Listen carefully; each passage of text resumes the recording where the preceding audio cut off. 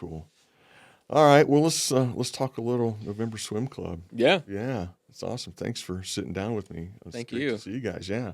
Um, so how'd this band come to be? Let's start there. Start right at the beginning. Yeah, and everybody Yeah. laughs like, okay, there's a story here. No, I mean, it was just, I mean, I guess it was probably, well, in college, so we all three went to college together. Okay, where'd you go to school? Franklin College. Yeah, my stepson's there. Oh, okay. Yeah, he's a senior. Yeah. Oh, awesome. Very Yeah, cool. Yeah. Okay. Yeah, so we all three went there. We all ran cross country together. That's where we kind of met. But Drew and I used to play together just in the basement of a fraternity house for fun. Okay. So we just kept gear down there and go down there and play. So that's where we first started playing together and did battle the bands and that type of stuff there for fun. Yeah. But then this band started like COVID. Yeah. I just needed a creative outlet and started writing songs again for the first time in a while. Okay. And I would do some recordings at home, and we did the whole like Postal Service thing, if you know the band Postal Service and their story. Okay. No, I don't. No. They so it's Ben Gibbard of Oh, yeah. Death Cab. Yeah. It's his other project. Okay. But there was two. I forget the other guy's name in it now. Yeah. But they would record and then just like upload stems to each other and send them, and then download it, make an edit, upload it, send it back.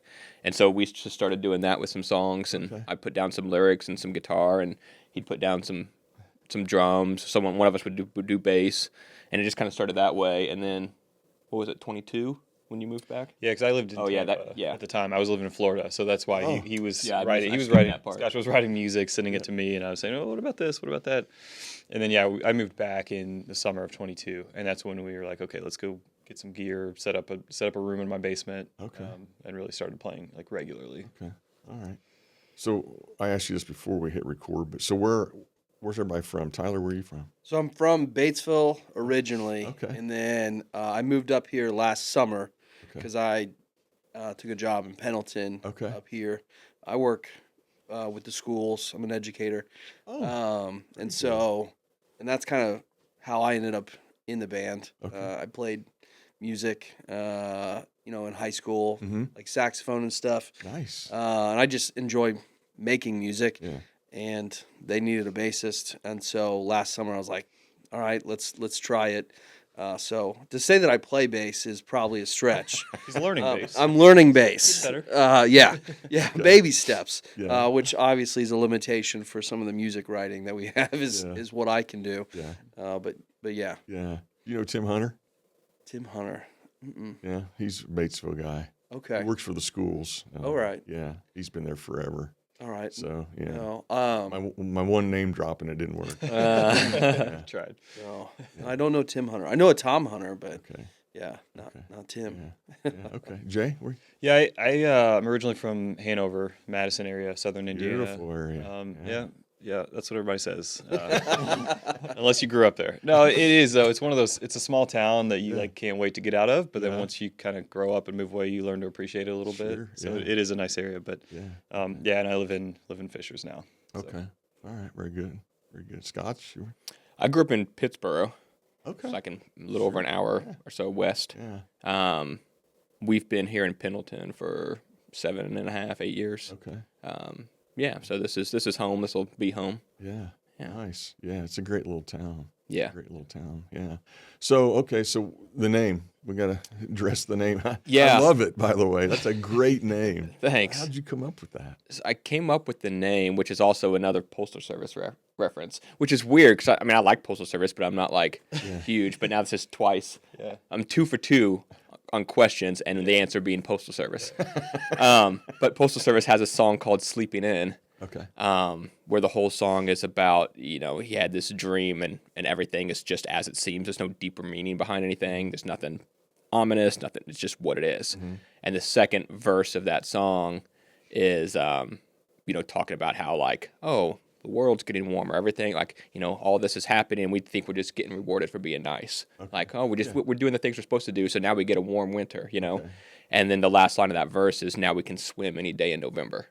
Ah. And I just like this idea of like, it's easy to like delude yourself with, like, oh, this is what this means. This is a good thing, and you kind of ignore the other. Yeah. But we're celebrating something that could be ominous. And when I'm not, whether it's the climate change or anything else, just like that concept in general, I like that. So I just took that and Very cool. Made a name out of it. Very cool. So the genre, tell me, I've got it written down here, but I'll let you explain it. I mean, I feel like I explain it different every time. It changes monthly. Probably all three of us would explain it differently now. I think so, yeah. I can tell you what somebody who's listened to it described it as. She said it just sounds like a bunch of dads who grew up listening to Dashboard when they were in college. And what's funny is that those two have gone to 10 Dashboard Confessional concerts together, and so that is probably the funniest thing. It's talked about. It's certainly, you can kind of pick out influences from a lot of different places. I think we all share a taste in kind of alt rock or indie rock, right?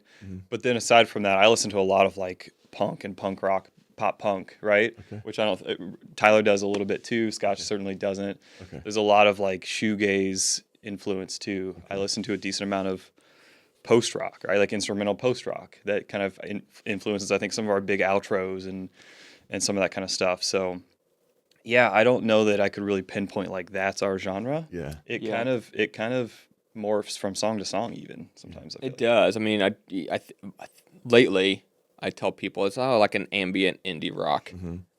I don't know what that means any more than right? I like it. There's an adjective in there so you can get a sense of it. We use a lot of reverb, a lot of delay, a lot of chorus and modulation effects. Even on the drums, like there's a lot of reverb, a lot of time on the drums and stuff. Like it's back to like that 80s sound almost of like, why is there so much reverb on the snare? Because we can do it. Because we like it. Because we can. We had a show at Healer a while ago and somebody used an adjective. Was it creamy? Oh, creamy it was after. He said creamy fuzz. He's creamy like fuzz. That's he's what like that guitar tone is like just like creamy fuzz. Yeah, and I didn't know. I don't think he knew what it meant. I didn't know what it meant, but I loved it. Like I'm like that's the type of texture I'm going for. Yeah, I think more than a specific genre, it's like textures and emotions that you can kind of pick out of it at the time. So, and I could be wrong about this. When you get into music, that's not usually the first place you go. So what was your early influences, and then how did you end up where you're at now? Because that kind of music usually back in my day, it wasn't on the radio. Right. Yeah. And so what were your early influences that led you to where you're at now? Yeah, I think like even still today, if writing a song, I think the connection to me starts with lyrics. Okay. And so, I mean, growing up, my dad listened to like a lot of like the singer-songwriters of the 70s. Okay. So that, I that's the world I kind of grew up in. All your John Prines and Jerry Jeff Walker, Jackson Brown, Chris Christopherson, like that world. And that's what I grew up listening to. So I think like that was an influence in terms of just like the lyrical composition. I started playing on acoustic and wrote a bunch of songs on acoustic guitar, and now... So did it sound like that? No, it was sounded like that. Yeah, like a very singer-songwriter picking, picking melodies. That's where I started. And then even a couple of our first songs and the couple that we play now are still like that style. Okay. But I just now throw a bunch of reverb and delay and all this stuff on it, and we throw drums behind it so it sounds different. Yeah. But if you just give me an acoustic guitar, you'd be like, oh yeah, that's coming from that era of like 70s. Okay. It's just with all this effect. I think that's a great way to describe it. It feels kind of singer-songwriter-ish if you blew up all of it and put some fuzz on the guitars and added drums and kind of built out a full band around that kind of sound. That's probably a good way to describe it. Yeah. So what were your early influences? So it's funny. I grew up listening to Beatles, Beach Boys, Moody Blues. Like my dad was a little bit older, so that all that kind of stuff. That's awesome. But music was never a big part of like our household, really. Really kind of started in high school. I had friends who played. So I actually started playing guitar originally. Okay. And then borrowed a buddy's drum set and was hooked. Yeah. So, it's funny because I listen to all kinds of different stuff now, but when we play, I try to like, oh, this kind of sounds like that. Let me mimic that drum beat. I try to like just listen to what Scotch, because usually our writing process, and I'm sure we'll get to this, he comes with lyrics and a rough idea of a melody and a guitar part. And I'm trying to supplement that. I'm trying to just kind of fill in whatever sounds good. And sometimes I play something, I'm like, that's kind of pop punky. Other times I'm like, this doesn't even need a snare. I'm just going to do some toms and some, so I think I really try to separate from influences and other music, because I think we have a pretty unique sound. Yeah. And I think that's a part of it is intentionally trying to not sound like somebody else. Yeah. Right. So. Okay. Yeah. But yeah, I've listened to Death Cab for Cutie. Certainly is a big influence of mine, especially when it comes to the drums. Okay.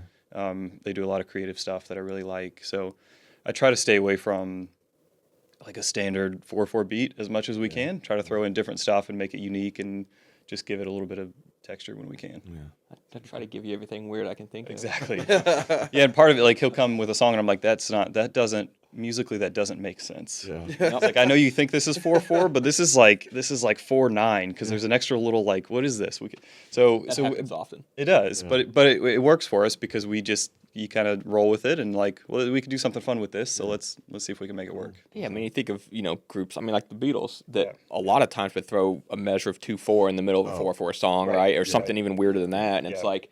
I'll write these songs and I'll play it and he's catching on. Okay, let me come with this beat, and then I do something. He's like, "Whoa, what was that?" Yeah. And I'm like, "I don't know. I honestly don't know what I just did, but that's how the song's gonna go. So let's figure out how we get there." We were supposed to start the next verse there, but you had an extra like half a measure. What was that? Yeah.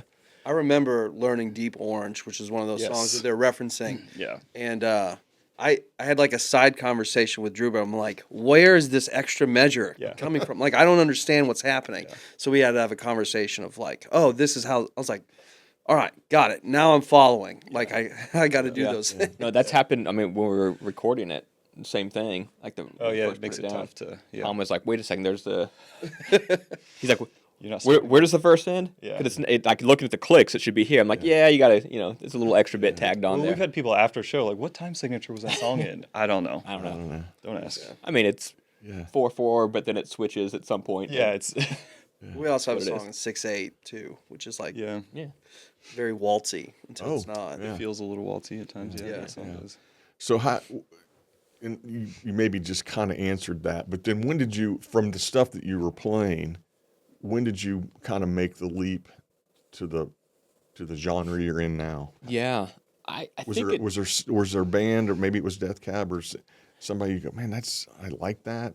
I mean, I think for maybe both of us, I won't answer for you, so disagree, but we both still are, but really big into the National when we started the band. Okay. And so like I felt like there was always this like influence in the back of my head writing these songs of like, man, like the way the Dessner twins play guitar. Like it's just like the sound. I love that sound. I love the way they play. It's not always just, chords or melodies. It's all just single note noises, and I just really like that. And then the way Matt Berninger writes lyrically and stuff. Like I think that was a big influence. Not that it was trying to sound like them, but it just was like in the back of my head as writing things. So I think that was somewhat like, that was probably 22 or so, 2022. Yeah. I think it influenced that period a little bit. Okay. Got into the National late. I know they've been around for a lot longer than the last few years. But we both did, because we went to see them, and I think it was that summer of 22 or that fall maybe. Yeah. And I had heard of them. I'd listened to a little bit of their music, but I was blown away by that show. I think we saw them at White River. Yeah, it was a great show. And I think they've, if you had to single out a band that has had the biggest influence on our sound, that might be it, the National. I think just some of their big sort of outros where you have this like singer-songwriter type song, and then there's this 90-second big, loud, wide outro that I just love that format. And we try to do that a lot, whether it's an outro or just, we have a lot of like wordless choruses, right? Where it's just like, let's just do this, 45-second sort of chorus, but there's no words, but just to kind of break the lyrics up with music a little bit. Yeah. So we'll do that kind of stuff. The National will do like a really kind of quick, up-tempo, like busy drum beat over a otherwise slow song, right? They'll kind of mix, and it creates some really interesting music that I think we've tried to do some of that stuff here and there as well. Okay. Are you guys, I use the word trained, are you guys trained on your instruments, or do you just pick it up and learn it, or?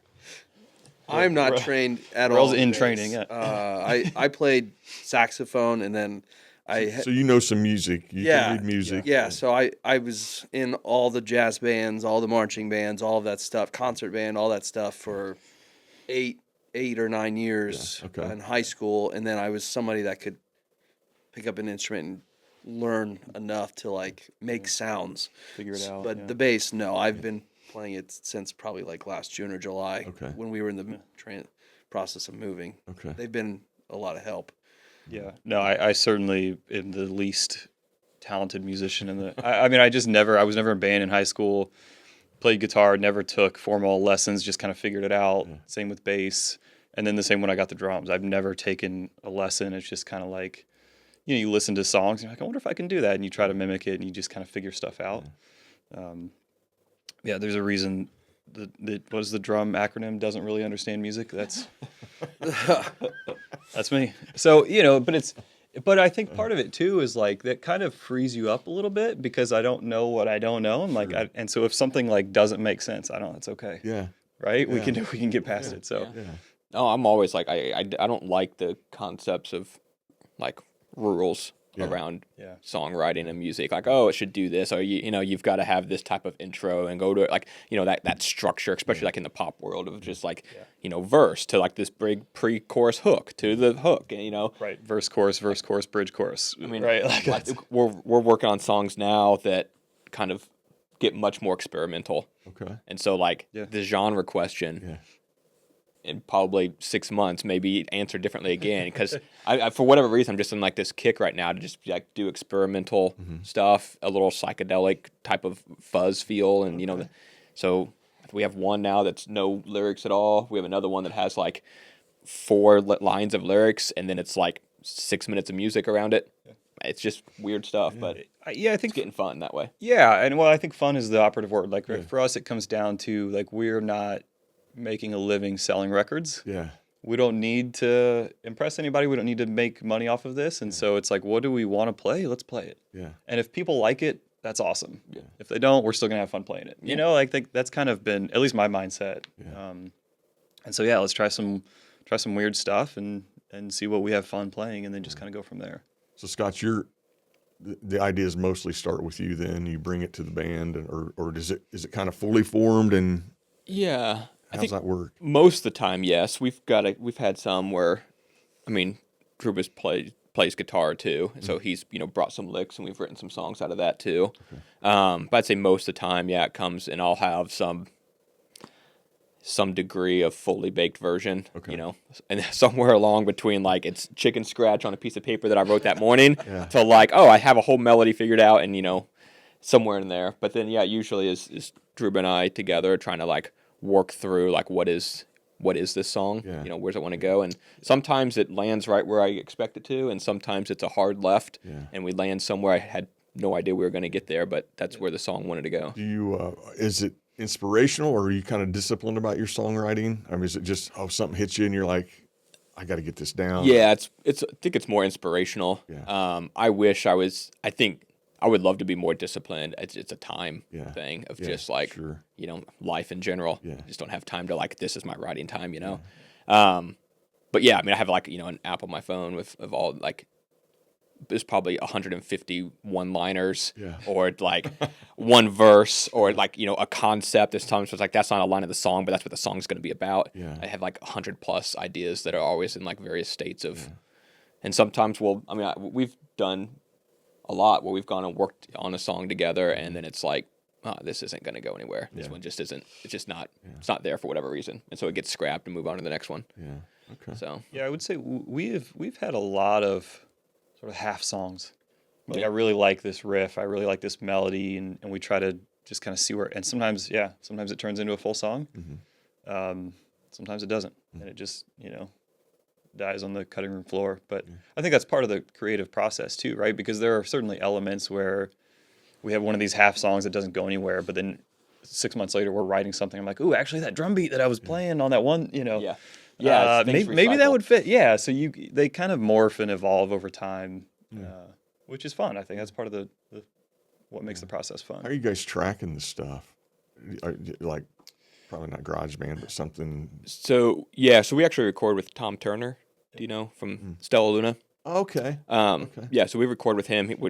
I live right by him. Okay. And so we'll go over there and we'll record with him. We actually, That's convenient. yeah, it's convenient. We have nice, and he's so good. Yeah. he's so good. I Fantastic. mean, he's great just from, I mean, obviously the tracking, but as a producer, just like coming with ideas and like, you know, and we have a great just like collaborative relationship. It's like Tom pick up an instrument and like Yeah. play along, see if you like feel inspired. So there's like little elements on some things we've recorded that's like, oh, that's actually Tom right there. Add You know, some synth to this, or add a different bass line, or yeah, but he does great, just like from a producer perspective. Yeah, I think just the production, I think, is what jumped out at me, because we went over, the first time we went over there was a couple of years ago, almost now, I think, and we've been playing some of these songs for a while, and I think they sounded a certain way, and we went over there and laid down tracks, and then a few weeks went by, and he's like, hey, come over and check this out, and it sounded totally different. Yeah. But like way better. Yeah. Right? I'm like, that's the value of a producer who has an ear for this kind of stuff, and can be like, well, what if we try this? What if we try that? And to Scotch's point, he's been really sort of collaborative with us. And what if you guys did this? What if we took it this direction? And That's awesome. it totally unlocked doors for us, because it just, there's so much creativity there that that we hadn't explored. You know. Yeah, and Tom gives us time, like, and he's patient in the sense of like a lot of the songs we write are, I mean, they're guitar driven songs because I'm writing them on a guitar. Right. I mean, there's only been a couple that I have written on something else. But when we go to record, it's like, all right, well, we've got a guitar, a vocal, a drum, a bass down, but let's throw in some synth. Let's pick up, you know, I need extra guitar parts because I write one guitar part. So now let me think, like, what else do I want to do to? So like Tom's like very patient in that process of like, let me just sit here for an hour and noodle on things and see what comes up. So there's a lot of like in the moment inspiration on those recordings too. Absolutely. Okay. Yeah. Cool. What was the vision when you guys started the band? What was the goal, or was there a goal, or was it just have fun, or what? Yeah, I mean, honestly, it was. I think initially, before even the band started, just writing those music was just like the COVID lockdown situation. Like, I just gotta like do something, you know. And so I think that's where it started. And then when Druba was crazy enough to be like, yeah, I'll buy a drum kit here too, because he was moving back from Florida. He had sold his drum kit, moved back. He's like, I'll buy a drum kit. We'll play. I'm like, cool, man. We'll come over and play songs together, you know. And then that just turned into like, well, what if we like called it a band and booked some shows, and that kind of just took off from there. Like it wasn't like this conscious effort of like, oh, we've got to create a band and go do these shows. It just kind of like. I remember something that you said a few years ago kind of stuck with me, which is like, nobody tells you, like, you can just do it. Yeah. You don't have to have anybody's permission to start a band and book a show and go play. Like, I wish I would have known that 15 years ago. That's what I mean. Like, everybody thinks there's this barrier, like, oh, you have to have a band and you have to have stuff recorded and you have to like no. Scotch just started reaching out to venues and sending them some like samples of our music, like, hey, can we book a show? And somebody said yes, and we're like, oh, okay, I guess we got to go figure this out and go play. We got him. Yeah. And tricked them. Now what? But that was really kind of it. It was like, you don't have to have permission. You don't have to. There's no right way to do this. Yeah. Like, we were playing and having fun, and like, let's go play in front of some people, and it's such an addicting thing. As you're a musician, you get it. Like, it's there's no feeling like it. Yeah. Right. Yeah. I mean, we were all athletes. We ran in college, and I think played various sports growing up. It's like game day, right? You get to show up and play a game of basketball in front of your family and friends and whoever else, or you get to show up and run a cross country meet, and that's your time to kind of show off the work that you've put into this craft, and in this case, music. Yeah. And it's fun. It's a good opportunity to just kind of be proud of what you've put together. Yeah. Cool. So you guys started as a duo. So have you moved beyond that now? Obviously, when I saw you guys in Indy at the turntable, you were four-piece. Tom was playing with you. Tom played with us. Of Yeah. course, Tyler was there. Yeah. So Tyler's with us. You know, full time. Yeah. Okay. You know, on bass. We had Tom join us. One, he knows the songs. He recorded and mixed a lot of them. And then we had him play. I just wanted a bigger sound live. You know, as a three-piece, there's times where you use some like second guitar tracks or a synth track.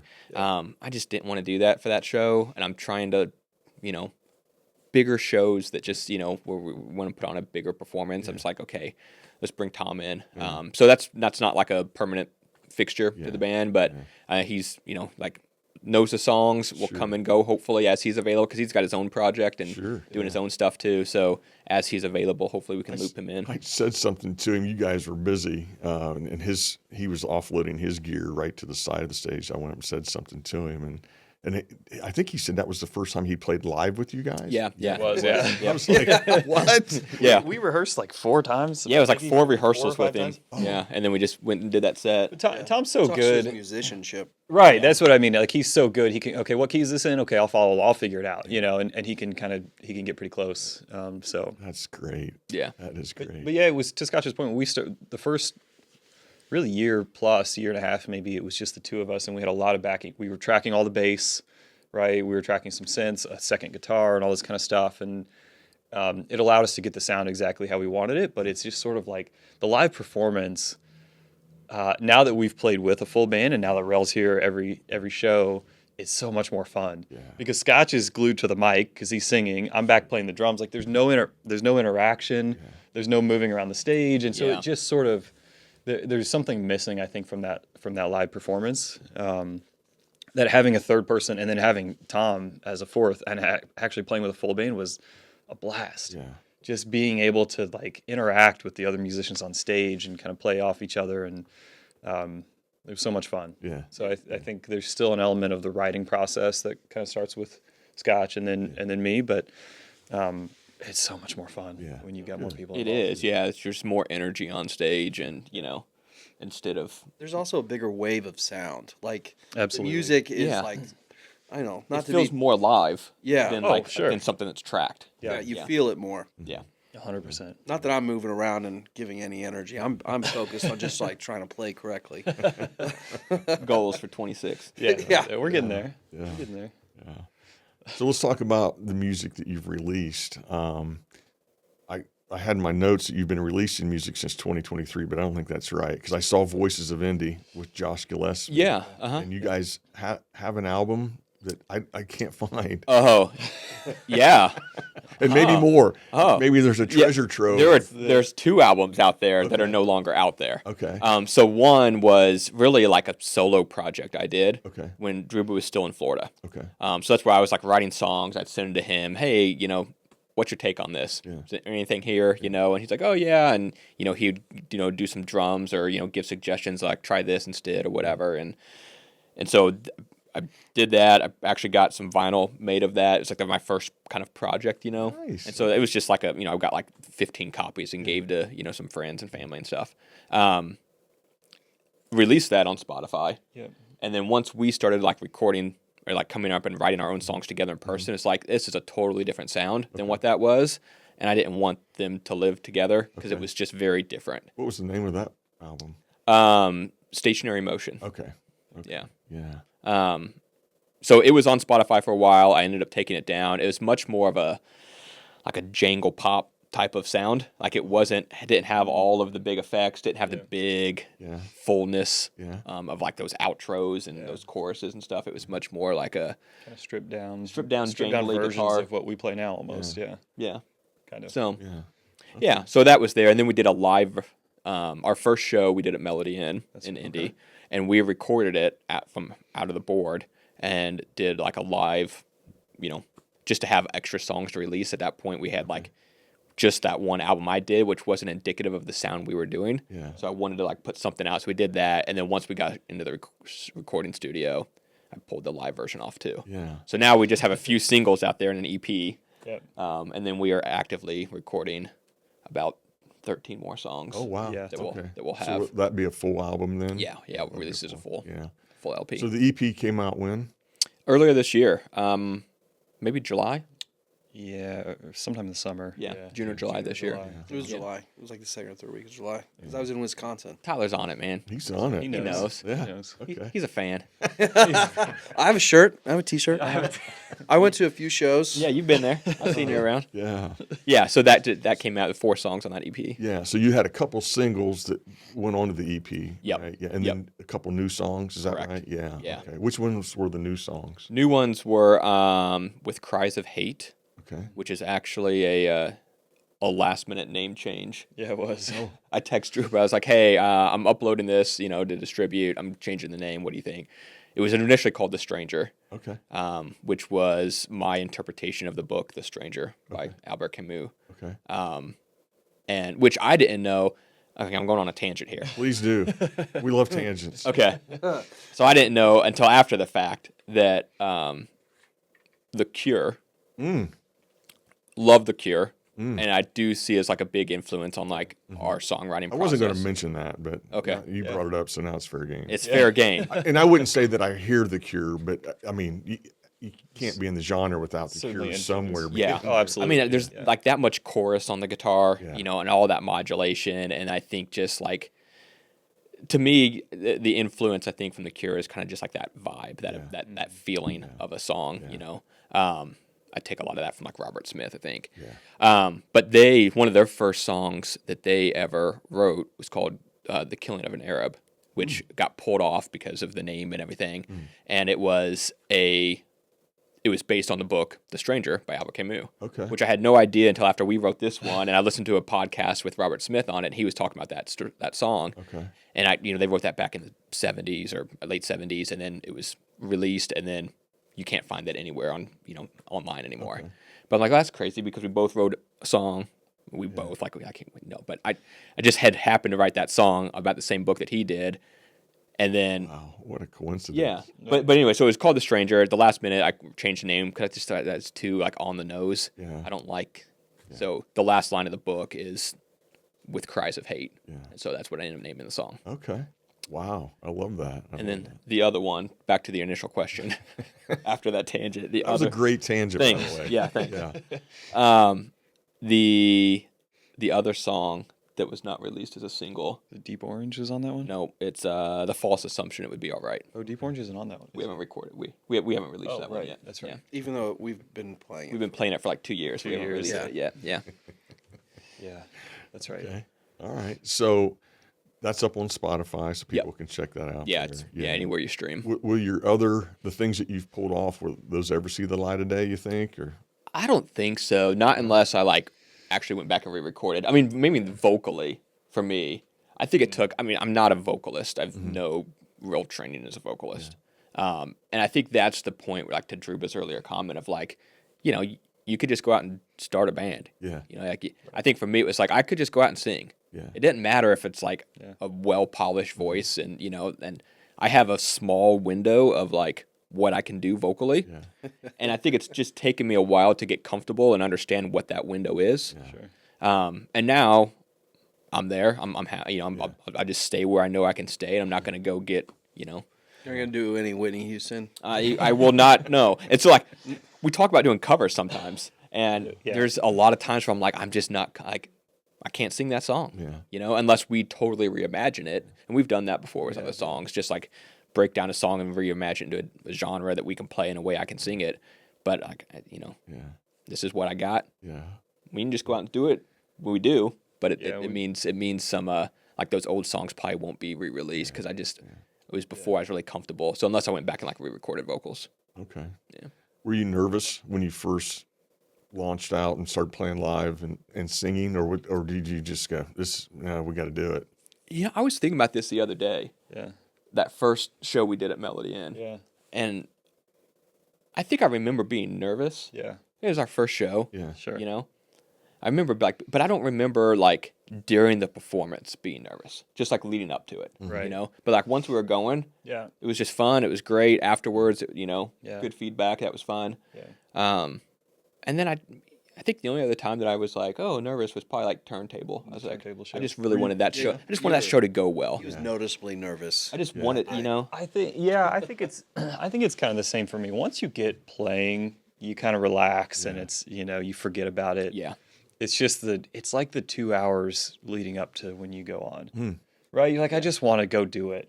We've been thinking about this show, we've been working toward it, we've been playing these songs forever, not worried about our ability to play the music. It's just like, let's just get it on with, let's just get it going. So and then once you get going, there's no nerves really. Yeah. Yeah. Yeah. I think I was fortunate enough to like. This is the fun part of playing music because when you're in high school, you have to go to competitions, and so you're being graded and you're being rated. Yeah. And so I've had to play in a quartet where like at the state competitions, and we're trying to get a blue medal and all that stuff. Yeah. And so like you're being graded. That's stressful as a high schooler. Yeah. This is like I'm probably gonna mess up tonight. Yeah. And nobody knows our songs. Nobody will know the difference. So it's all right. Like Druba will make a funny face at me, and we'll say something to each other afterwards. But other than that, like it's fun. Like when the few times that like our kids get to watch, like it's fun to watch them like dance around and like think we're amazing. Yeah. Because like we're almost at that point where our kids aren't gonna think that we're awesome, cool anymore. Older, they won't want anything to do with it. My oldest and his oldest has probably already gotten there. Yeah. But when we're playing, at least my son still thinks it's cool. So Yeah, but we did your first live show with us was the pool party, right? Was it? yeah. So we rented out. We did this twice actually. The last couple of years, we rented out the pool here in Pendleton. Yeah, okay. Sort of Brown after pool. hours. Yeah. We invited another band, King Flower, to come and play with us. Okay. Love those guys. If you ever get a chance to check them out, they're fantastic. Wow. And we just invited all of our friends and family and opened up the pool and let people swim, and we just played. So it was probably a good intro for you because it's low pressure. It's not an official, like a stage environment or anything like that. But Yeah. I think we had like 4 practices for me to like yeah, it was. It learn was the songs. It wasn't much. Yeah. I still like had them like written down so I could like be reading it. Oh, I had a talkback mic for that show, back by my drum kit. So it only went to, we play with in-ear monitors. Okay. So I'm like, okay, Rel, we're going to the chorus. Like, all right, Rel, the next song. Yeah, we didn't have a lot of practice before that. Yeah, that was a pretty early one, but yeah, see, we've come a long way since then. So how long have you been playing with them then, Tyler? The pool party About a year. would have been in July. 24 of July. So last July. Okay. Just Yeah, a over a little, year. little over a year. So The first actual show that Tyler joined us for, I mean, we would just give him a hard time, like, don't mess up now. It's like our first one, like, get up there, don't mess up now. We got an audience out here, And I think that show, both Druba and I messed up, and Tyler did not. Yeah, that sounds about right. yeah, Druba dropped a stick, and I think you were on the wrong guitar. Yeah. Oh, that was- Yeah, we have one song that we play in like a weird tuning. Okay. And we played that song, and then I was like, all right, let's go to the next one. And I started playing, like, what is, oh, shoot, I didn't switch out the guitar. Yeah, So I'm like sitting there playing chords that were not chords. It sounded rough for the first couple beats of that song. Yeah. And the pool party was one where it was like 13 songs that we had to play. Not like now where it's only 4 or 5. It was a longer set, yeah. Yeah. Yeah, I mean, we didn't have like a hard, had like 3 hours with another band. So like we just played for like, hour, 15 minutes each. Yeah. It would have been more manageable for us to start with what we're doing now. Yeah. Yeah, that's part of. We played at the turntable, last month or a couple of months ago, and we got to play a little bit of a longer set. It was an hour, 50 minutes or something like that, and a lot of times we played at local venue, and there's 4 bands, and like, all right, you got 30 minutes, 25 minutes, and it's like, we play 8-minute songs. Like, that's 3 songs.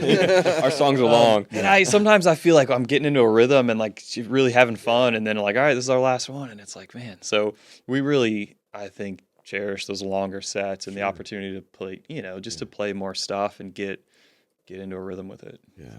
Yeah. Well, also, it's like, to your point, like a lot of our songs, at least like the newer ones, are getting longer and longer. Also, like there's a couple that are getting really short.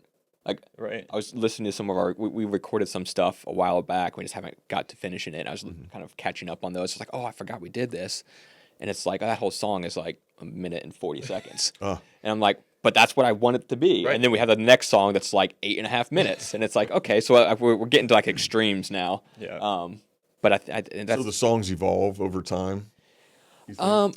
well, I think so. Sometimes, Yeah, I think so, because a lot of times we'll write these songs and we'll play them live for a year or two before we actually go record them. Okay. And so by the time we were recording, it's now changed a lot from where it started. Yeah, that's the recording process has been a huge catalyst for change because we will go in and work with Tom, and again, that's when he starts playing producer and changing things, and he'll have 3 different versions, and he's like, "What do you think about these? Let's listen to these." And I'm like, "Man, I never even thought to play that song that way, but that sounds awesome, right?" And that kind of ends up changing the song for us.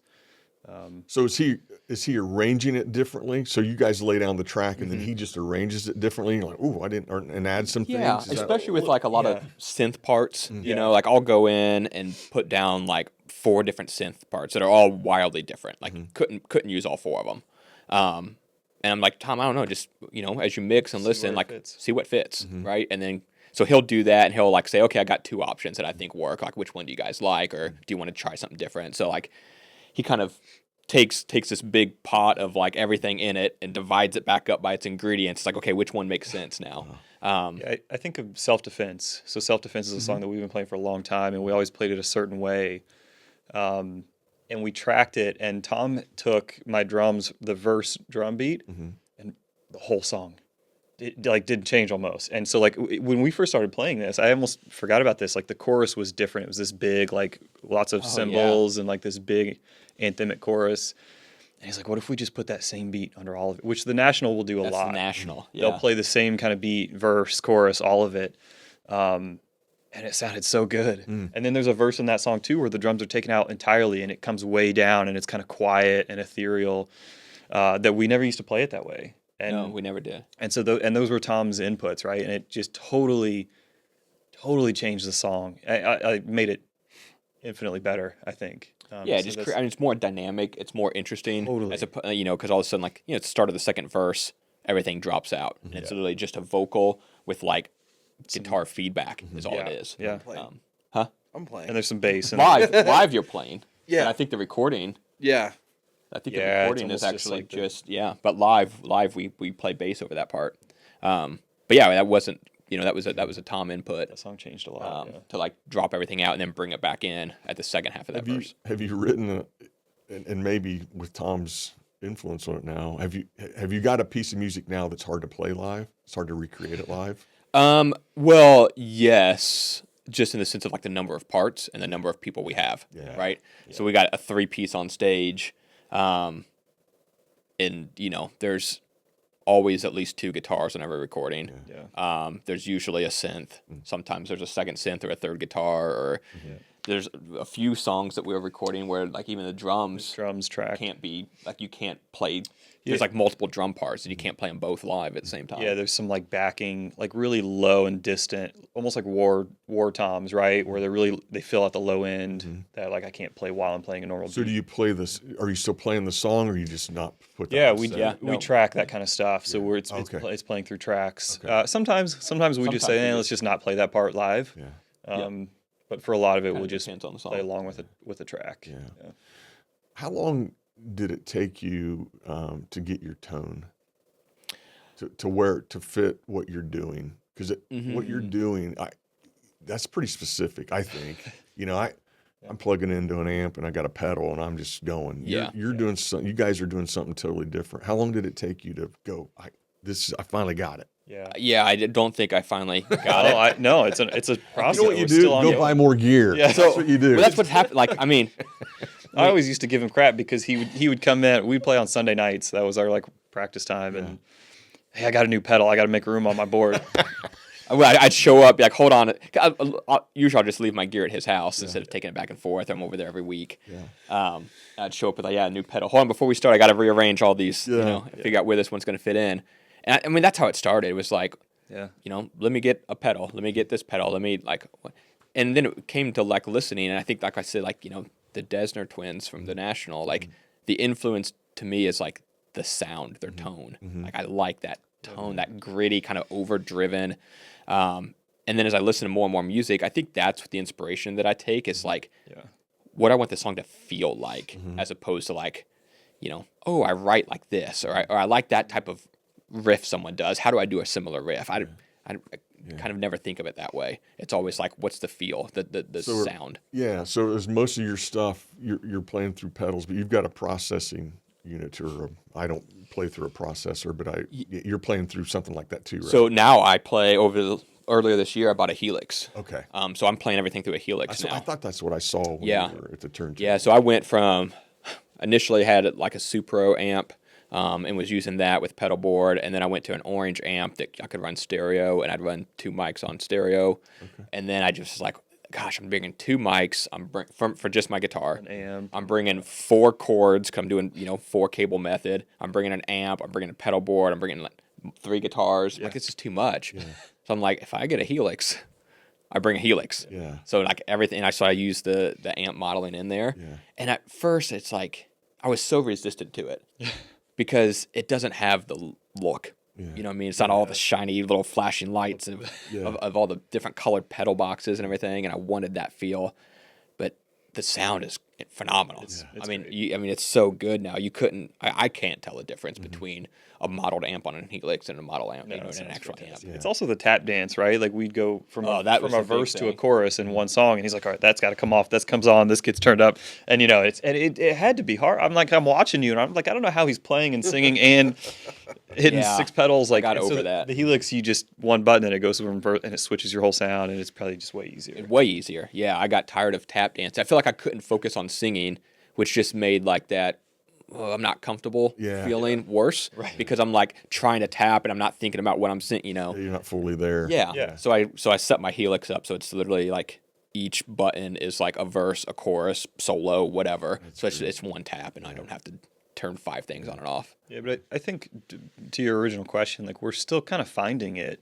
Rel plays bass now, and he's got a blues driver pedal, and we'll put reverb, we'll put some shimmer on bass at times, which is kind of weird, but it creates this kind of ethereal undertone. And so I think we're let's try some stuff and see what works, see what sounds good. I play an electronic drum kit. I thought you did, yeah. Yeah. So to Scotch's point earlier, we'll put we have a couple of songs where there's just a ton of reverb on the snare, and it's this big cavernous sound, and other stuff sounds like a normal drum kit, but it gives us the sort of sonic flexibility to make a sound that fits that song, right? And then the next song might sound totally different, and it calls for a different bass tone, a different drum kit.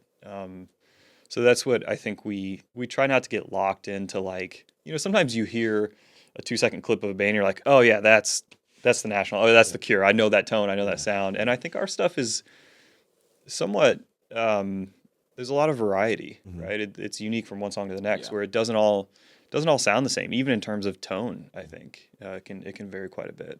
Does the venue? How much does your tone change in the venue? There's some venues that can't handle it. Some they struggle with reverb. struggle with the backing tracks. Yeah, the reverb can be a challenge at times. If it's a smaller room, we play a lot of like DIY, get a lot of feedback. Small venues that can be tough. Yeah. My philosophy: we play with in-ear monitors. Like, I don't care, it sounds good in here.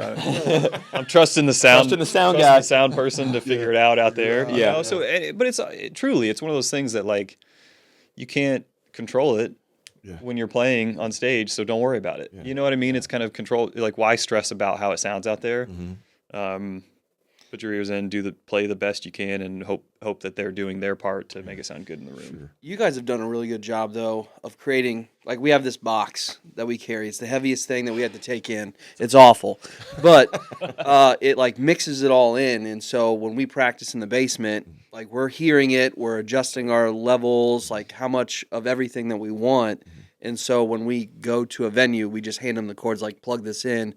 And then that way the sound guy is only having to do small adjustments. Oh, nice. So it makes it easier on the sound guy, but we're able to make that sound that we're trying to produce a little bit more uniform so that it's not relying completely on some guy that's never heard us before to try to adjust everything. It is nice to have that set up, because it's, to Rel's point, we play in the basement and we go to a stage and it sounds the exact same in our ears because we have the same setup. So we don't, a lot of times you play live and you've got the sound guy going, like, can I get more guitar in this monitor? Can I get more of this? Like, we don't have to play that game. We just show up, plug our stuff in, and we know exactly what it's going to sound like. So that helps too. I think just with the comfort level of playing live, you don't have to, you're not stressed not about in your head so much. I can't hear the bass, and you're like focused on it. Like, the sound in our ears is always good and what we're used to. So that helps too.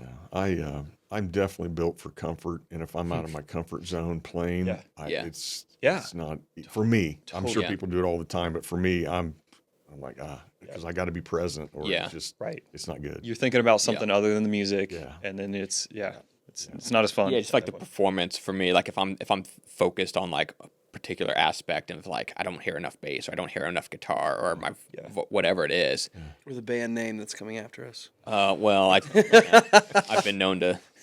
I mean, I've probably gotten one time. I've probably gotten our own band name wrong before, so it's just who I am, man. I corrected myself. You did. There must be a story behind that. This was just earlier this year. We played a show, and I thought it was a cool name I came up with for that band. Yeah. It was not the right name. Yeah, I forget who the band was. I don't want to call them out. I don't want to call them out. You were close though. Yeah. Okay. Yeah, They were changing their name anyway. They were. Yeah, that's they, right. yeah, they were changing their name. After the fact. And so I said, so maybe, I just renamed your band for you. maybe. Oh, that's great. That's great. So we can wrap up here. You got some shows coming up. I know you're playing at the Hi-Fi. Yeah, well, so we just found out Friday Oh no! our hi-fi show's canceled, Oh no! which we're super bummed about. The headlining band had to cancel the whole tour. Oh. So they dropped off of everything. So that show is not going to happen, which is a big bummer. That was our first hi-fi. Yeah. Which, back to your earlier question of like, what was like, a goal of the band for me? Like once we played a show, and I was like, oh, we can play a show. Yeah. How cool would it be to play like a hi-fi? Yeah. You know, like that was kind of like a big thing. So that was going to be our first hi-fi gig. People at MOKB, like they're great. Yeah. They're like, hey, we're going to get another show lined up for you guys. So we're working on that. Hopefully. So how does that work? So do they pair you with them, or is that how that? Yeah. So when they're bringing like local support on for like a show, a lot of times that they're obviously looking like, is this a good musical match? Yeah. Right. And then I'll kind of work with them on like, okay, we're available. Yeah, we're happy to open for this band, and then they get approval from the band to have whatever local band, unless, and of course it has to be the case that that band's not bringing their own opener. Right. Okay. Right. So it's like a weird, kind of a sweet spot for us. It's kind of a sweet spot of like a lot of bands playing at that level are doing shows with an opener. Mm-hmm. Some of them aren't, and the ones that aren't have to be the right genre. Yeah. So you start from like, here's all the shows the hi-fi starts, to like by the time of like what could we play, it gets to be a much smaller pool. Okay. Yeah. So it just takes a little bit longer, but they're great about just kind of supporting that. And are you doing all the booking yourself? Yeah. I mean, some of it I'll get lazy and let things just happen organically if someone reaches out and asks us to play. Yeah. But I mean, a big goal I think for like next year too is to start to like book some regional shows and get out of just the indie scene. Mm-hmm. We've played Bloomington, we've played Terre Haute. That's right. We've played those areas a few times, but I would like to get like, let's go do a show in Cincinnati or Louisville or Chicago or something. Mm-hmm. But that just takes a lot more planning to and. Will you do that yourself then as well? Yeah. Yeah. So you're hustling. Yeah. I mean, it's like it's like we're not doing this to make money or even like make a. We're not playing 4 shows a month. Right. It's just fun. It's just like something to look forward to, and have some fun doing it, and get a creative outlet. Yeah. So yeah, it's not. I don't feel the need to like hire. Yeah. A tour manager to help like put shows together. It's like, we're just bootstrap and get it done ourselves and go have fun. Yeah. Cool. What social platforms are you on? Primarily Instagram. Yeah. Okay. I think all three of us absolutely despise the social media game. Yes, I do. Yeah. Just everything about it. any other. Like it's just not. Yeah. I mean, it's part of it. You got to have a presence. So that we have a Facebook page. I only post on there what I've posted on Instagram. I just go, so. I didn't even know that. So really, Instagram is like the place to go. Yeah. Rail's only on TikTok. No. I hate TikTok. So I was looking on Bandcamp. Okay. I thought you might have had more on there just for purchasing. We do have, you're right. We do have like a shop with some T-shirts, and actually, I think I need to update that because I think I still have hats for sale, and we have sold out of hats. Have you? Okay. So I probably, before someone goes, buys don't a go hat. buy anything today, Darren. Let me get the shop updated. But yeah, we do have a Bandcamp with some merch there. Well, we have a website, NovemberSwimClub.com, and it links to all that stuff. Yeah. Okay. You design the stuff all yourself, right? Well, I mean, the T-shirts, we actually work with Quiet Strength Design, which is Jared and Josh Bramlett, who Right here in Pendleton. right where they used to be in Pendleton. They kind of live a little further out east now. Okay. But they do a lot in the music industry. They do stuff for Kaleo and some other really big names. Really cool stuff for us. Yeah, but they've done some design work for us, and then some things I do myself as well. Yes. Yeah. Yeah. So we'll finish with this. Tell me some bands that are on your radar. You mentioned one earlier, but who are you into right now, or what would you say? Hey, you need to go check these guys out. Yeah, I mean, I think within like the scene, like the local scene, Either local or Just Kingflower, which you mentioned, we're huge fans of them. Garrett Lange Bartles and his band. Yeah, they're really good. River Thief is another one that we love doing shows with. I've seen them. Fern Murphy, fantastic. They're playing Hi-Fi in like 2 weeks, so okay. Well, I'm planning on going to that one. It's gonna be they're fantastic, They're just really, full really on good. shoegaze, dream pop. Yeah. You know, I think bigger acts.